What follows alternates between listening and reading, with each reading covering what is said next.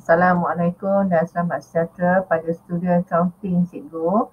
Ya, jadi hari ini kita akan sambung lagi ya, cikgu akan ajar secara ringkas bagaimana penyediaan penyata kewangan dengan pelarasan ya, dan latihannya ada di muka surat 108, 109, 110 dan 111 ya.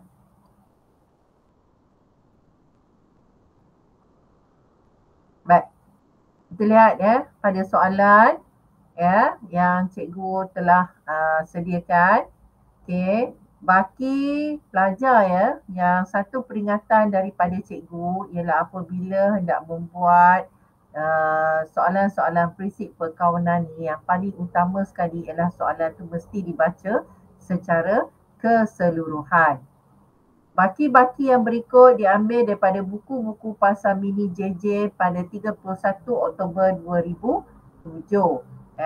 Jadi ini adalah senarai yang diberi dalam soalan berkenaan. Yang ini senarai ini bukan dalam bentuk imbangan juga ya.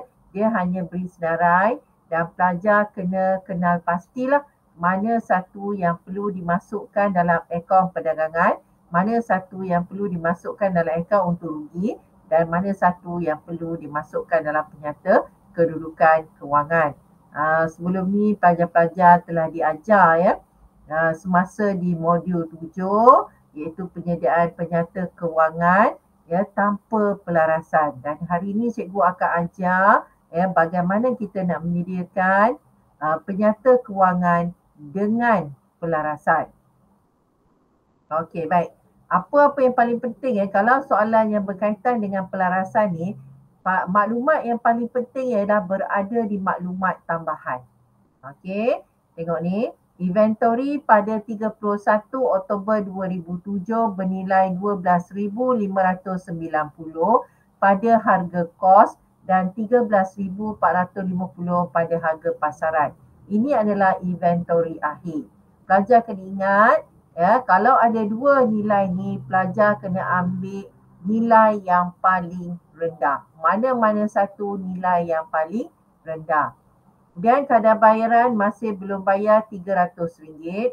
Ambilan barang untuk tujuan promosi RM260 belum dicatat dalam mana-mana buku. Susut nilai aset bukan semasa diberi perabot menggunakan kaedah baki berkurangan dan premis menggunakan kaedah garis lurus atau kos ya. Peruntukan hutang ragu diselaraskan pada kadar 5% atas akaun belum terima dan 1/4 daripada insurannya adalah insurans prabayar. Okey. Jadi yang pertama sekali, bila kita nak menyediakan apur ya, kita perlu menyenaraikan apa yang perlu kita buat pelarasan. Okey, daripada maklumat tambahan tadi, yang nombor 1 ni ialah inventory akhir. Inventory akhir ni kita ambil 12,590, ambil yang paling rendah dan dia perlu direkodkan di akaun perdagangan dan juga di penyata kedudukan kewangan. Kemudian kadar bayaran masih belum bayar RM300. Okey, jadi kita lihat di senarai yang diberi tadi, kadar bayaran ada 590. Ada pula yang belum bayar 300. Jadi kita perlu tambah. Jadi sekarang kadar bayaran yang baru ialah 890. Ambilan barang untuk tujuan promosi RM260 belum dicatat dalam mana-mana buku. Okey, jadi ambilan barang kita perlu okey, nampak? Ya, belian kita ada 20,800, kita perlu tolak dengan 260 untuk tujuan promosi. Dan belian kita sekarang bernilai 20,540 dan promosi ni 260 kita perlu rekodkan dalam akaun untung rugi. Okey, seterusnya susut nilai ada dua, satu perabot 10% atau baki berkurangan. 10% kita daratkan perabot bernilai 6,700. Bila gunakan kaedah baki berkurangan, kita kena tolak susut nilai terkumpul perabot yang ada dalam senarai soalan tadi 670 dan bila kita kalikan dengan 10% kita dapat RM603 untuk susut nilai perabot bagi tahun semasa. Dan yang premis pula ya, atas kos ataupun garis lurus ya, 5% darab dengan 50,000 ya, kita dapat 2,500. Okey. Kemudian peruntukan hutang ragu diselaraskan pada kadar 5% atas akaun belum terima. Okey, jadi kita nampak ni. Dalam senarai ya, ada peruntukan hutang ragu kita 465. Kemudian kita darabkan 5% darab dengan 7,580, kita tolakkan dan kita ada lebihan sekarang RM86. Bila ada lebihan begini ya, ini adalah merupakan hasil bagi pengurangan peruntukan hutang ragu. Dan 1/4 dia insurans adalah prabayar. Jadi insurans yang kita perlu masukkan dalam akaun untung rugi hanya 3/4 daripada 4,800 jadi 3,600. Yang 1/4 nanti kita perlu masukkan dalam penyata kedudukan kewangan. Bila kita dah buat nota-nota ni, barulah kita boleh sediakan akaun perdagangan dan untung rugi bagi tahun perayaan 31 Oktober 2007. Okey, mula-mula nampak ya, cikgu dah ajar komponen utama untuk apur atau akaun perdagangan ialah jualan, inventory awal, belian dan inventory akhir. Itu komponen-komponen yang asas ya. Okey, kita lihat sekarang jualan, tolak pulangan jualan, dapat jualan bersih. Dan kita kira kos jualan, kita masukkan inventory awal dan kita masuk apa? Ya, kita masukkan belian yang kita kira tadi, tolak dengan pulangan belian, kita dapat belian bersih, kita tambah angkutan masuk, Audi ya. Okey, kita dapat jumlah belian, ingat ya, inventory awal tambah ya belian. Okey, kita dapat jumlah, tolak dengan inventory akhir, dapat kos jualan. Ya, jualan bersih tolak kos jualan, kita dapat untung kasar. Kemudian kita tambah yang tadi pengurangan peruntukan hutang ragu RM80, tambah komisen diterima, ya, kita dapat hasil 426 tambah dengan untung kasar, hasil kita ialah 30,691.